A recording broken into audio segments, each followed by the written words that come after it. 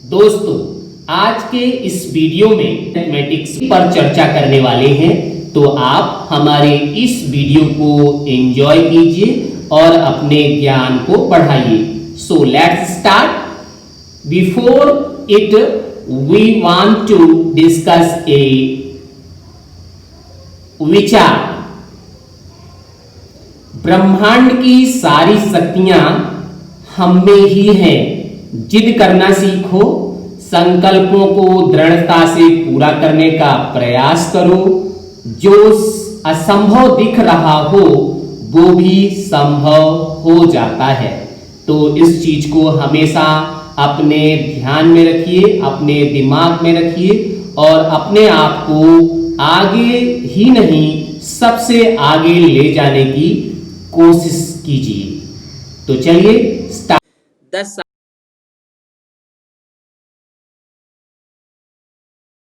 Sarita's age is given that y years. Age of Sarita's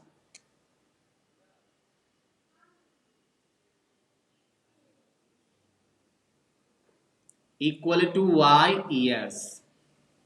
ठीक है, तो अब फर्स्ट पार्ट आपका है what will be her age 5 years from now.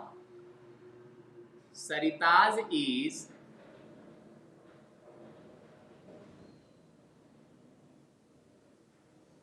5 years from now.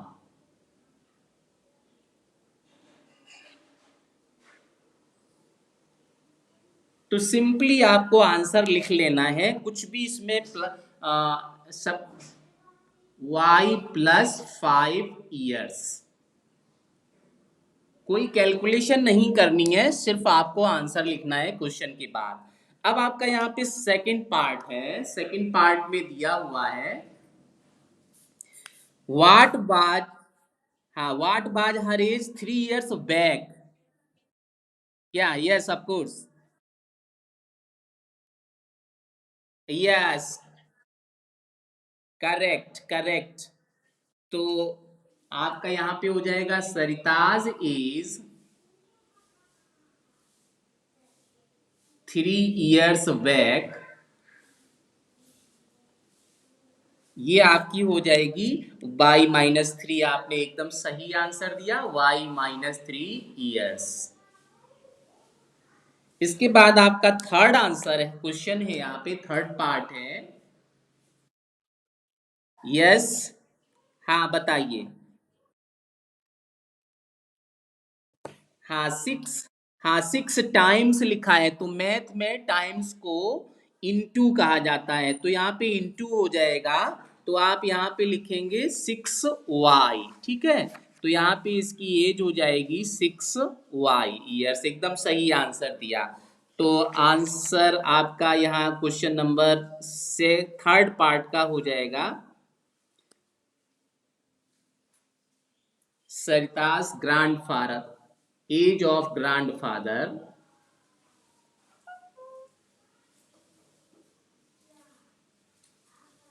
This equal to, आपने बताया 6 into Y, तो यहाँ पे 6y ईयर्स इसका आंसर हो जाएगा। इसके बाद फिर पार्ट नंबर 4 आपका आ गया। पार्ट नंबर 4 में कहा, यस बताइए। Yes, correct correct.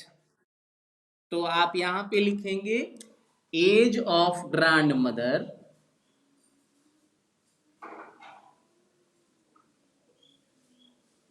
तो आपने बताया ये 6y-2, एकदम सही। और यहाँ पे लिखेंगे ईयर्स। ठीक है, इसके बाद फिफ्थ क्वेश्चन का आंसर क्या होगा?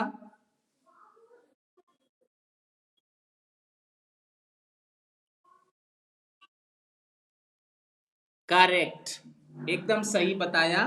तो यहाँ पे हो जाएगा age of his her father, age of her father. तो ये आपका हो जाएगा कितना? यस ऑफ कोर्स, आपने सही बताया, 3y-3y and it is 5 years मोर। तो +5, मोर को प्लस कहेंगे और टाइम्स का मतलब मल्टीप्लीकेशन। तो इस तरह से हम इस क्वेश्चन का आंसर देंगे। ये क्वेश्चन कंप्लीट हो गया। अब यहाँ पे बी पार्ट है, ध्यान से समझना। The length of A rectangular hall, हाँ बताइए। यस, एकदम करेक्ट आंसर दिया। तो 3b-4 मीटर्स हो जाएगा। तो आप तुरंत यहाँ पे बी पार्ट के लिए लिख लेंगे। कैसे क्वेश्चन कॉपी में करना है? पार्ट नंबर बी यहाँ पे दिया हुआ है, breadth equal to 3b meters. Breadth of rectangle, breadth of rectangle equal to b meters. तो उस केस में लेंथ आपकी हो जाएगी, लेंथ इक्वल टू, क्वेश्चन में कहा गया था कि 3 टाइम्स ऑफ ब्रेथ, तो 3 टाइम्स का मतलब इंटू होता है और ब्रेथ का मतलब बी, और फिर उसने कहा लेस देन 4 मीटर्स। तो आप यहाँ पे लेस का मतलब होता है माइनस, और यहाँ ब्रैकेट लगाएंगे और यहाँ पे लिख देंगे मीटर्स। तो ये आंसर हो जाएगा, लेंथ का हो जाएगा, length equal to 3b-4 metres. ठीक है। ऐसे ही यहाँ पे क्वेश्चन नंबर सी का पार्ट का आंसर देना है। हाँ बताइए। मीटर्स है ना, मीटर में दिया है तो मीटर में ही आंसर होगा। एकदम सही आंसर आपने दे दिया। ठीक है। So it is very nice and very good, correct answer. तो इस तरह से हम इसके जो और पार्ट दिए हुए हैं उसका भी हम आंसर दे सकते हैं। ठीक है। अब मूव करते हैं क्वेश्चन नंबर 2 की तरफ। Change the following statement using expressions into statements in ordinary language. है ना। कैसे करना है? जैसे अभी आपको, आपने यहाँ एक्सप्रेशन फाइंड किया, ये 3b-4, तो इस 3b-4 को आप आपको वर्ड में चेंज करना है, सेंटेंस में। तो सबसे पहले आप पढ़ रहे हैं एलजेब्रा, और यहाँ पे एलजेब्रिक इक्वेशन सबसे पहले आप जानिए कि एलजेब्रिक इक्वेशन क्या होता है।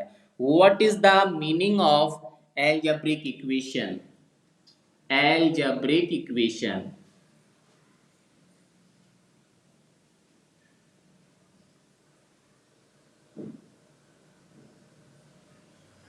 तो यहाँ पे ध्यान देने वाली बात ये है कि अगर आपका इक्वेशन, इफ एन इक्वेशन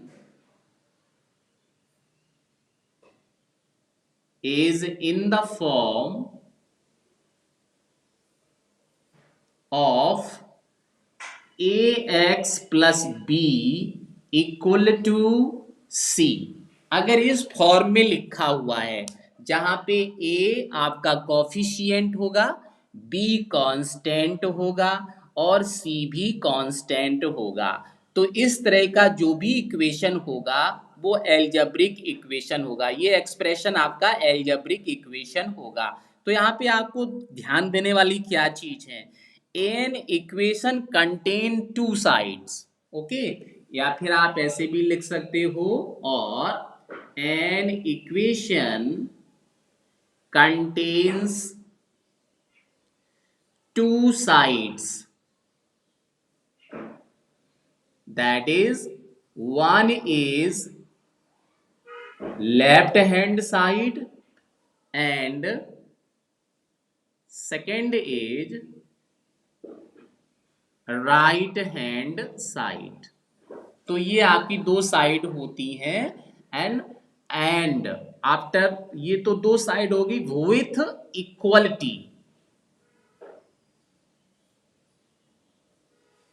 मतलब इक्वल का साइन कंपलसरी वहां पे होना चाहिए। फॉर एग्जाम्पल, अगर एग्जाम्पल की बात करें तो यहाँ पे देखिए, फॉर एग्जाम्पल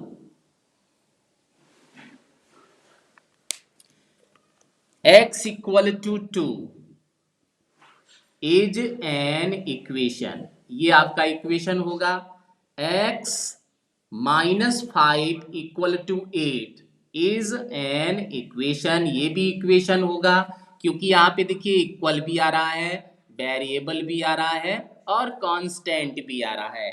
तो ये सभी क्या हो जाएंगे, इक्वेशन हो जाएंगे। अगर हम यहाँ पे लिखें 3y प्लस 8 इक्वल टू 7, तो ये आपका ये भी इज एन इक्वेशन, ये भी इक्वेशन होगा। ठीक है, तो अभी आप ये इक्वेशंस के एग्जाम्पल देख रहे थे, but 3 + 2 = 5 it is not an equation, ये इक्वेशन नहीं है। क्यों नहीं है? क्योंकि इसमें वेरिएबल नहीं है। इज नॉट एन इक्वेशन, इसमें वेरिएबल नहीं आया है। दो साइड तो है लेकिन वेरिएबल नहीं है, तो ये इक्वेशन नहीं होगा। ठीक है, और दूसरा एग्जाम्पल लिखते हैं। सेकंड एग्जाम्पल देखेंगे तो ये है x + 3 > 5। ये भी इक्वेशन नहीं है, बिकॉज यहाँ पे इक्वल का साइन नहीं आया है। इक्वल साइन होना चाहिए, ये वाला साइन होना चाहिए, तभी वो इक्वेशन होगा, नहीं तो नहीं होगा। Is not an equation.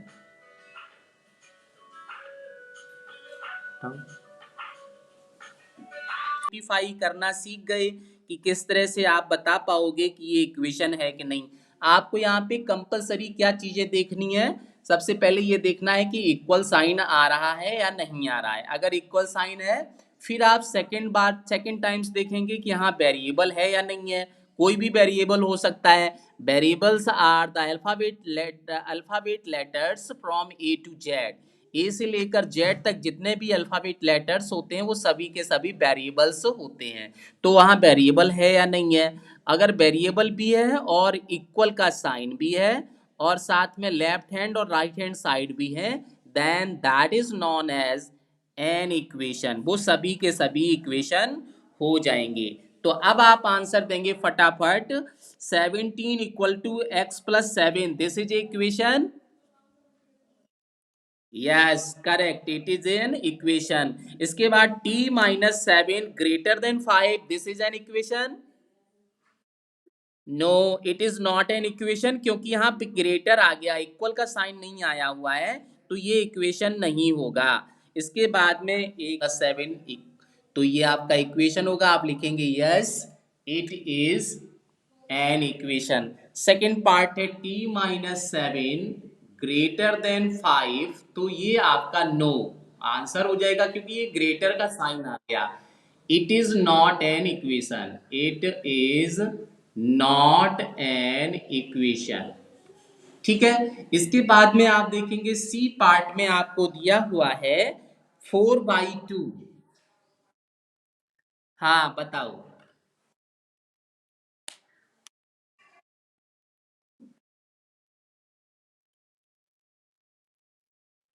Yes, तो यहाँ पे वेरिएबल नहीं आया है, तो आंसर हो जाएगा no, it is not an equation. अगर वेरिएबल यहाँ होता तो आप कह सकते थे, लेकिन यहाँ वेरिएबल नहीं आया हुआ है, तो आप इसको नहीं कह सकते हैं कि ये इक्वेशन है। इसके बाद में आप देखेंगे नेक्स्ट पार्ट यहाँ दिया हुआ है डी पार्ट 7 × 3। यस, हाँ, यस, यहाँ भी नो वेरिएबल है, तो ये भी आपका आंसर इक्वेशन नहीं होगा, तो यहाँ पे लिखेंगे नो और it is not an equation. ठीक है, ई पार्ट देखेंगे तो ई पार्ट में आपको दिया 5 × 4 - 8। हाँ, ये आपका क्या हो जाएगा? यस, हाँ, इट इज एन इक्वेशन। ये आपका इक्वेशन होगा। ठीक है, क्योंकि यहाँ पे वेरिएबल भी है और इक्वल का साइन भी है। और इसी तरह से इसमें बहुत सारे क्वेश्चंस और दिए हैं, तो आप इसी तरह से उसमें आइडेंटिफाई करेंगे कि इक्वल का साइन दिया हुआ है या नहीं दिया हुआ है। साथ में यहाँ पे वेरिएबल दिया है कि नहीं दिया है। अगर वेरिएबल नहीं दिया है, इक्वल का साइन भी नहीं दिया है, तो वो इक्वेशन नहीं होगा।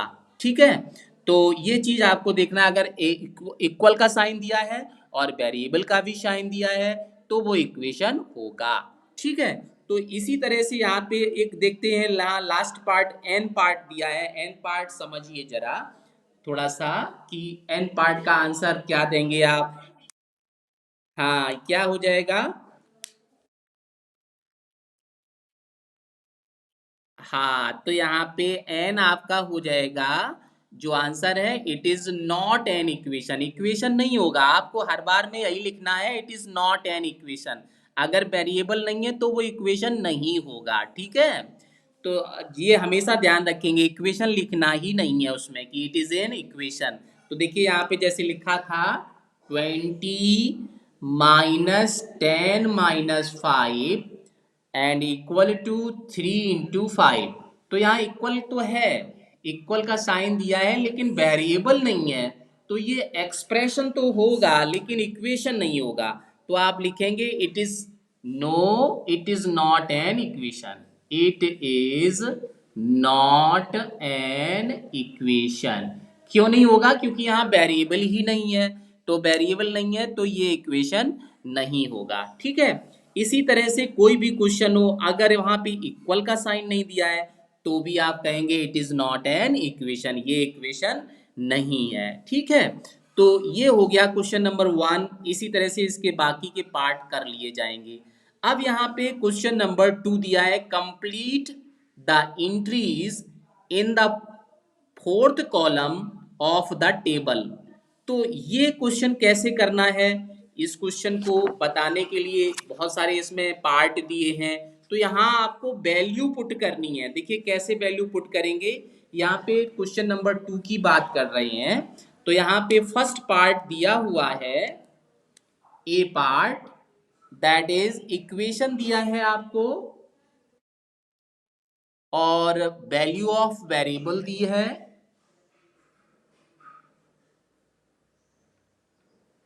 और आपसे पूछा गया है इक्वेशन सेटिस्फाइड, इक्वेशन सेटिस्फाइड। तो यहां पे लिखना है यस और नो। ठीक है, तो देखो हाँ, इक्वेशन आपको यहां दिया है 10/=80 और वैल्यू दे रखी है y=10। अब आपको यहां यस और नो लिखना है, तो क्या करेंगे, देखिए। हाँ बिल्कुल सही। तो आप देखो यहाँ पे ये जो y=10 लिखा है, यहाँ पे 10 जैसा लिखा है वो तो लिखा ही रहेगा। आप देखिए समझना कैसे है, यहाँ पे ये 10 लिखा था वो हमने ऐसा पूरा का पूरा सीधा लिख लिया, और y की जगह हम ये वाली वैल्यू पुट करेंगे तो यहाँ पे वैल्यू आ जाएगी 10, और यहाँ पे बीच में कोई साइन नहीं है 10 और y के, तो यहाँ इंटू लगा देंगे, और इंटू इक्वल टू, ये इक्वल टू में जो लिखा है वो वही लिख देंगे। इक्वल टू में 80 लिखा है तो 80 लिख दिया। अब देखो 10 × 10 कितना होता है, 10 × 10 तो 100 होता है, और इक्वल वाला साइन जो है वो वैसे ही लगा देंगे, 80 जो था वो वही लगा देंगे। अब देखो ये दोनों इक्वल हैं क्या, नहीं है, it is not equal, it is not equal. तो ये इक्वल नहीं है, तो इक्वल नहीं है तो आप ये सेटिस्फाइड नहीं होगा, तो आप आंसर में यहां लिखेंगे नो। अगर ये दोनों वैल्यू सेम आ जाती, अगर ये दोनों वैल्यू आपका सेम होता, यहाँ भी 100 और यहाँ भी 100, या फिर यहाँ भी 80 और यहाँ भी 80, दोनों जगह 80 और 80 अगर होता तो आप यहाँ पे लिखते यस। लेकिन अगर दोनों वैल्यू सेम नहीं आया तो आप लिखेंगे it is not equal, so not satisfied. एक बार फिर समझ लो करना कैसे होता है। ये 10/=80 लिखा है, यहाँ y= दिया है 10, तो ये y आपको हटाना है, रिप्लेस करना है, और y की जगह आप वैल्यू पुट करेंगे 10।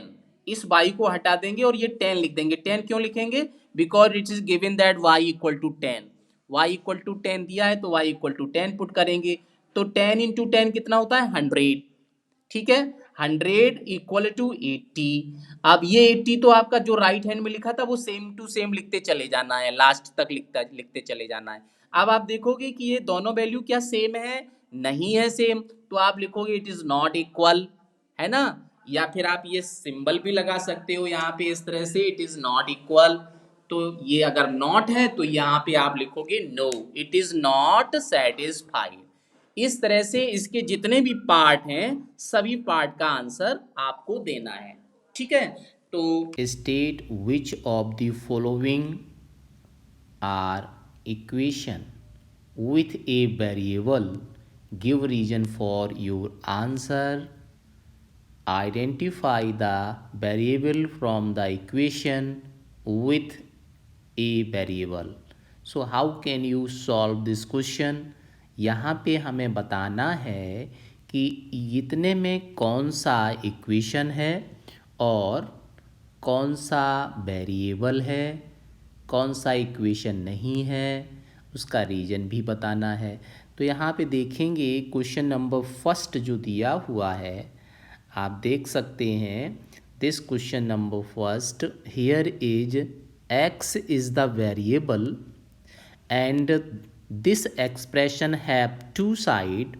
First side is left hand side and second one is right hand side with an equality. यहाँ पे इक्वल का साइन भी दिया हुआ है, आप देख सकते हैं। This is equation because variable is given, left hand side and right hand side is also given, and a variable x is also given, equal sign is given, therefore this is an equation. So we can say that yes, it is an equation. Similarly, here you can see that in the part number B, here t is the variable and there are two sides. First one is left hand side and second one is right hand side, but here equal sign is not given. Here is given that greater equality, so this is not an equation, so we can write here it is not an equation, so answer is no. Okay, but in the part number C you can see that this is left hand side, this is right hand side, two sides given, equal sign is also given, but here is not any variable, यहाँ कोई variable नहीं है, इसीलिए इसका answer हम लिखेंगे this is no not any equation, ये equation नहीं है, तो यहाँ इसका आंसर हो जाएगा not. In the part number D, we can see that here are two sides once again.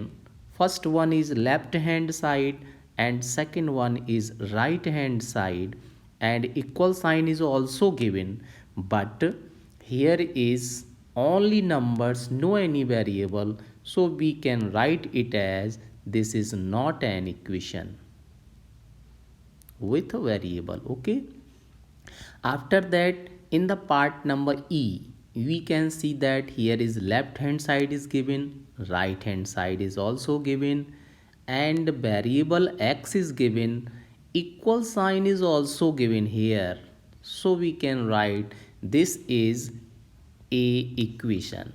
So here we can write the answer of this question yes. Okay, now for part number F, here is left hand side given, right hand side is also given, equal sign is given with the variable x, so dear this is an equation, so we can write yes, it is equation. After that in the part number G, here we can say that m is the variable, but equal sign is not given. Left hand side is given, right hand side is given, but equal sign is not given, so this is not an equation, so we will write not. Okay, after in the part number H, here is variable x is given, left hand side is given, right hand side is given, equal sign is also given, so we can write this is an equation, so our answer is yes, it is an equation with variable x. Now in the part number I, here is left hand side is given, but right hand side is also given. This is first one left hand, this is right hand, and here is no any variable, so the answer of this question, this is not an equation. Finally, in the part number G, we can observe here that it is left hand side, and this is part number G, and this is the numbers, okay, and this is the variable. Equal sign is also given, p is the variable is given, so we can write yes, it is an equation. After that, in the part number K, we can easily see that here two side is given, left hand side and this is right hand side, and variable y is given, equal sign is also given, so we can say that this is an equation, so our answer is yes. But in the part number L, here equal sign is not given, variable is given, left hand side and right hand side is given, but equal sign is not given here, so we can say that it is not an equation. Okay, in the part number M, we can observe that what things, that left hand side is given, right hand side is given, variable z is given, but equal sign is not given, so it is not an equation. In the part number N, we can observe that this is left hand side and this is right hand side. Equal sign is also given, but here is no variable, so our answer is it is not an equation. So we can write here for answer of this question, it is not an equation. Okay, after that, in the part number O, we observe easily here that here this is left hand side and this 5 is right hand side, and this equal sign is also given, x is the variable here, so we can say that it is how much, yes of course, so it is an equation, and we can write it as answer that it is an equation. So finally, this is the solution of this question number 1. Now dear, moving for next question, how can you find the solution of this question? Yes, it is given here that, yes of course, that it is given that complete the entries in the fourth column of the table. तो यहाँ पे हमें complete करना है इस table को। आपको यहाँ पे इक्वेशन दिया हुआ है, वैल्यू ऑफ वेरिएबल दिया हुआ है, इक्वेशन सेटिस्फाइड में आपको लिखना है यस और नो। तो वो कैसे आप करेंगे? Yes, it is so easy things. You can write it as very easy. Since the value of y is given 10 and equation is given here 10 by equal to 80. So here you will write the equation 10 and replace this by this value y equal to 10. So you write here 10 and equal to here 80, so you write here 80. Okay, after that here is no symbol between 10 and 10, so you will write here symbol multiplication. Now dear, you can say that this is 10 into 10, that is 100, and this one is 80. Okay, so left hand side is 100 and right hand side is 80, so the answer of this question is no, because this is not satisfied, So answer of this question is no. Now in the part number B here, that in this part B you can see that 10 by equal to 80 and y equal to 8. So what to do in this case? You will write 10 and in the place of y here you will put y equal to 8. So you will get here 8 and right hand side is given here 80. So you write just like that 80 same to same, but here again no any sign. So what to do for this? You will mark here into between 10 and 8. So you will get 10 and 8 how much? 80, and 80 equal to 80. This is right. So you will write yes, it is verified, it is satisfied. Okay, after that in this question, in previous question you have to what things, that is 100 and this is 80. So it is not equal 100 to 80, so it is not satisfied. Now the part number C, what to do in the part number C? Yes, of course, here you can say that in part number C 10 by equal to 80. Okay, and y equal to 5 is given here. So you replace this by this value y equal to 10. What you will get? Yes dear, you will get 10 and y, that is 5, equal to 80. And now dear, here you will put the sign into.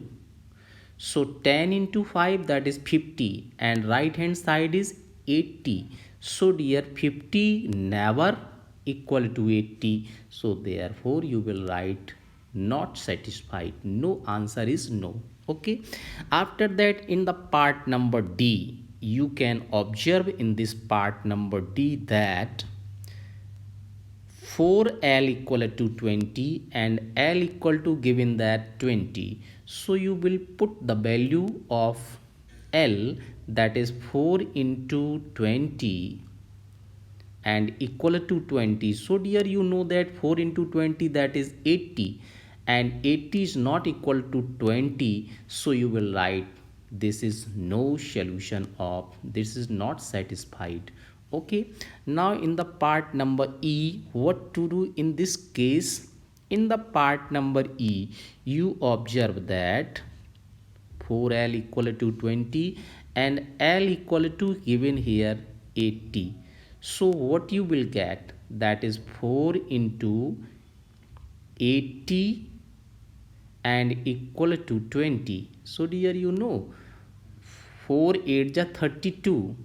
32 means 320. This is 320 and this is only 20.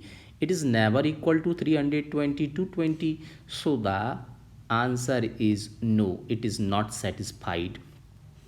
Now part number F, what to do in this case? Yes, of course, in the part number F, 4L equal to 20 and L is given that 5. So you will put here 4 into 5 in the place of L and equal to given that 20. So dear, you know that 4 into 5, that is 20, and 20 always equal to 20. So this is solution, this is satisfied. So you will write here yes for the answer. Now for moving next question, that is G, and here is given that b plus 5 equal to 9 and the value of b is given that 5. So now put your value in the place of 5, that is in the place of b equal to 5. 5 plus 5, this is the left hand side, and after that equal to 9 is given, this is right hand side. So 5 plus 5 dear, how much? This is 10, but right hand side is 9. So 10 is never equal to 9, so it is not satisfied. So dear, you will write here no.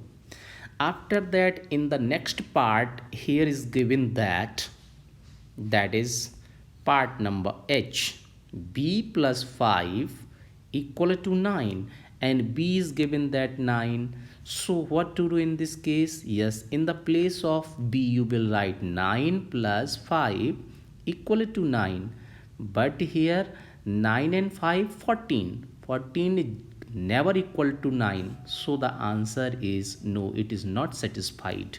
After that, in the part number I, so what to do in the part number I? Yes, of course dear, you can write for answer of this question, that is b, I means b plus 5 equal to 9, and the value of b is given that 4. So you will place in the place of b equal to 4, that is 4 plus 5 equal to 9. But you know 4 plus 5 how much? 4 plus 5 just equal to 9, and 9 is always equal to 9, so this is satisfied. You will write answer for this question yes. Okay, after that moving for next question, that is part number J, and part number J is given here h minus 8 equal to 5, and the value of h is given that 13. So what to do in this case?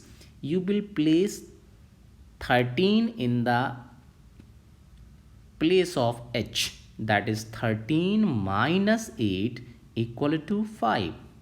And here you know that if you subtract 13 minus 8, 13 में से 8 अगर आप subtract करेंगे तो आपको 5 ही मिलेगा. So 5 is always equal to 5. Left hand side and right hand side both are equal, so you can write the answer yes.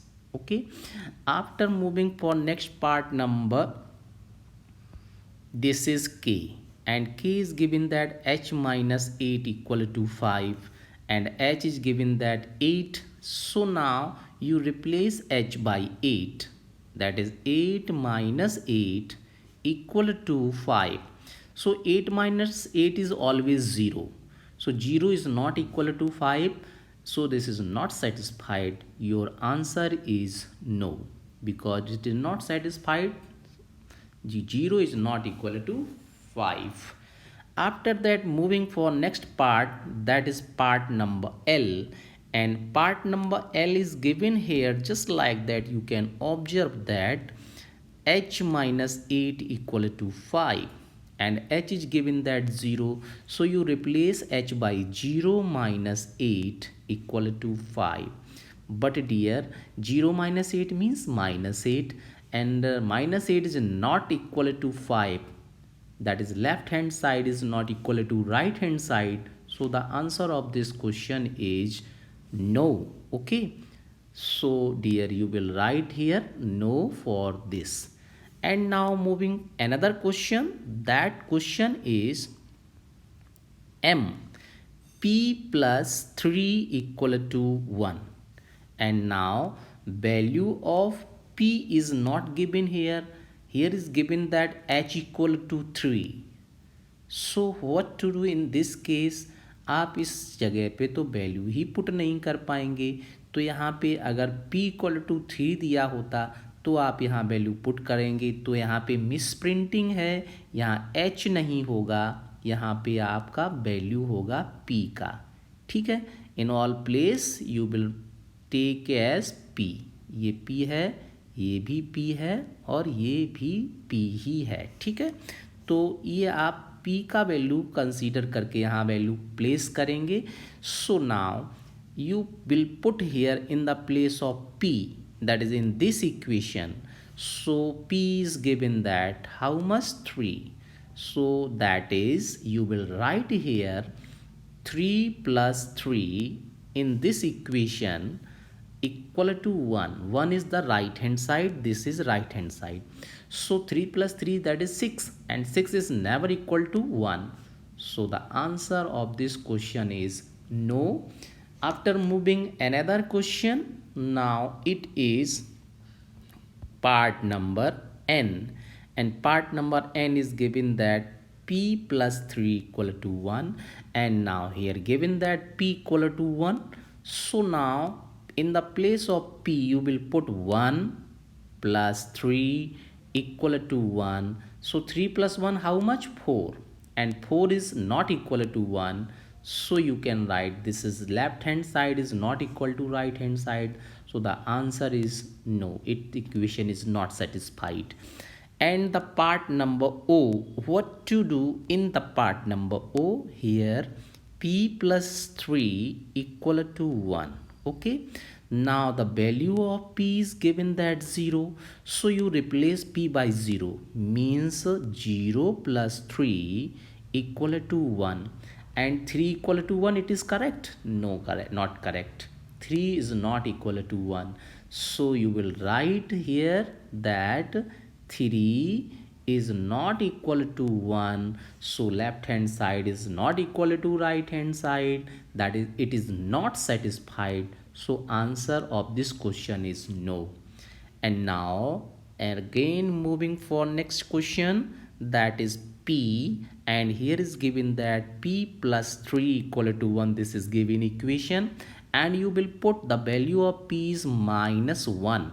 Okay, so what you will get in this place, that is minus 1 plus 3 equal to 1, means here you will subtract 3 में से minus 1 को subtract करिए तो क्या आ जाएगा, आपको मिलेगा 2.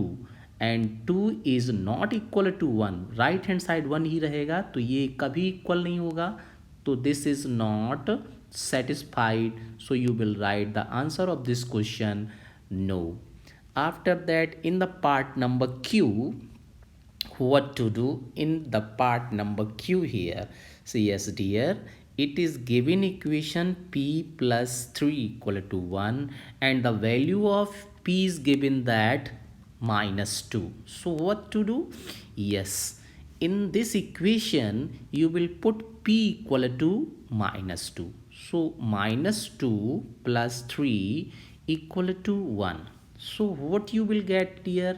Yes, minus 2 एक पॉजिटिव साइन है, दूसरा नेगेटिव है, तो आप इन दोनों को सब्ट्रैक्ट करेंगे, तो 3 में से 2 को सब्ट्रैक्ट करेंगे, तो 3 में से 2 सब्ट्रैक्ट करेंगे तो आ जाएगा 1, है ना, प्लस का 1 आएगा, और राइट हैंड में आपका पहले से ही 1 है, तो यहाँ पे 1 equal to 1, it is always right, means left hand side equal to right hand side.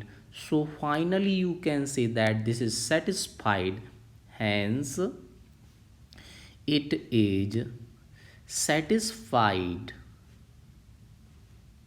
So your answer of this question is yes. Okay, so you can solve these type of question by this method. I think that concept is clear for this question.